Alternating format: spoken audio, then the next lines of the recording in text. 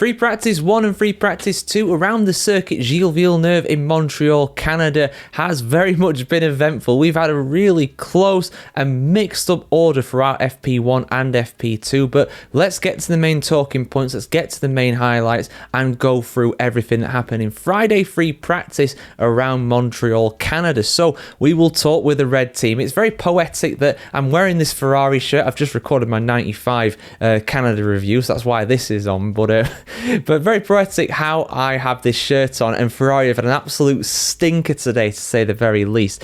Charles Leclerc, he had a crash in FP1. He ended up going wide through the first chicane, just went plain understeered through the grass, suspension damaged, out of the session, out of the car, and also out of FP2 as well. Didn't compete in FP2, so Ferrari could actually, repair the car. But his teammate Lewis Hamilton didn't do that much better. He was really struggling on what was a relatively low grip surface around Canada. Of course, this being a street circuit, these roads around the Ile de Notre Dame, of course, being public roads the rest of the year. So it's a very difficult track to actually get, out of that green stage and get plenty of grip for. But yeah, Hamilton was really, really struggling. A man who has won 7 times around here is always challenging for the victory.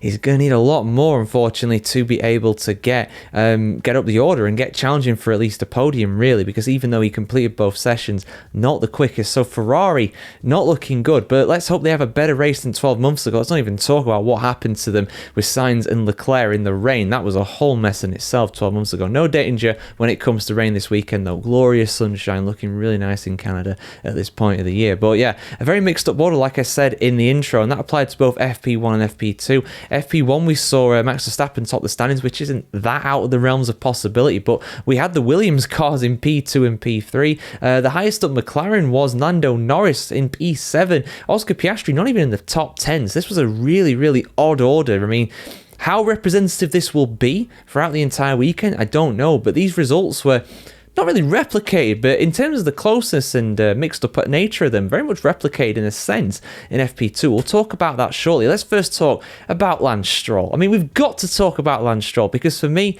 the guy has been rushed back too quick. I don't think he's ready for this yet. I really don't think he is, and he proved it in FP2. Aston Martin was saying that, he's fine, he's fit and ready to drive a Formula 1 car, but there's some people that would definitely contest he's not ready to drive a Formula 1 car, full stop. Regardless of any kind of injury, the guy is not good enough according to a lot of people, and I don't completely disagree with that. I very much think anybody would do a better job than him. Get Drugovich in the car, get Bottas in the car, get somebody in the car and get him racing, because they do a better job than Stroll, because again, just plain terrible spatial awareness, just really poor, trying to get through the traffic that was slower, and he just ran wide through the second chicane, and a driver that, admittedly he's under pressure because of all the eyeballs they're on him and everything like that, but he also doesn't help himself with his responses in press interviews and stuff like this. I don't mean this to be a Lance Stroll rant, by the way, but basically, long and short of it, I don't think he's ready to come back for F1. I think he should take a long break out and actually recover from his injury, because the guy's not on it. He's not on it at all. To crash out like that in FP2, it's embarrassing. It's absolutely embarrassing, and especially given how well his teammate did as well. We'll talk about Alonso in a little bit, but let's talk about who actually won Friday practice, for lack of a better term, really, the top standings, the people who topped the timings in FP2, and it was Mercedes. Mercedes look like they are on it like a car bonnet at the moment. George Russell, the pole sitter from 12 months ago, P1. Kimi Antonelli, P3. The only thing separating them from getting a 1-2, a perfect score effectively, in FP2 being Lando Norris's McLaren. Mercedes look quick around this track, and we know from Mercedes, we know what they're like. They are good around cold circuits. Silverstone, Spa, really good last year. Las Vegas as well, they were untouchable around Vegas.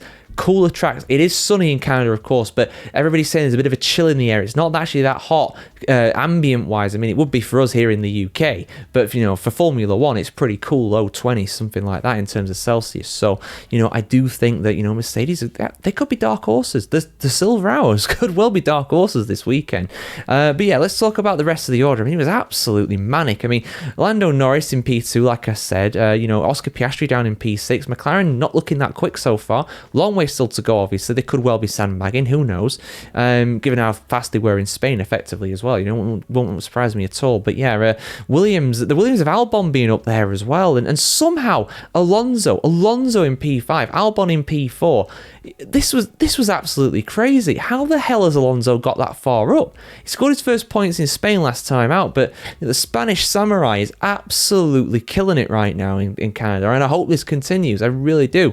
But let's see what happens, guys. We've still got free practice 3, and we've got the big one, qualifying on Saturday. I'll be bringing you my review for that. That'll be out on Sunday morning. This will be out on Saturday morning. You'll be seeing this as well. So yeah, what were your main takeaways from Friday free practice? For me, Ferrari looked terrible. Lance Stroll looks worse. That's kind of the main headline, really. And that and Mercedes look really good around this track too. Mercedes power, I've just clocked onto that as well.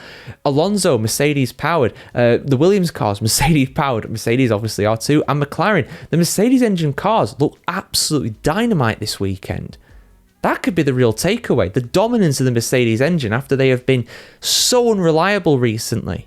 As long as they can make the finish, they look like they're going to be well up there in the points. But yeah, like, share, comment, subscribe if you want to see more like this. Guys, have a fantastic day wherever in the world today. Have a great weekend. Let's hope for a great qualifying session later today on Saturday and a fantastic race around Montreal on Sunday evening.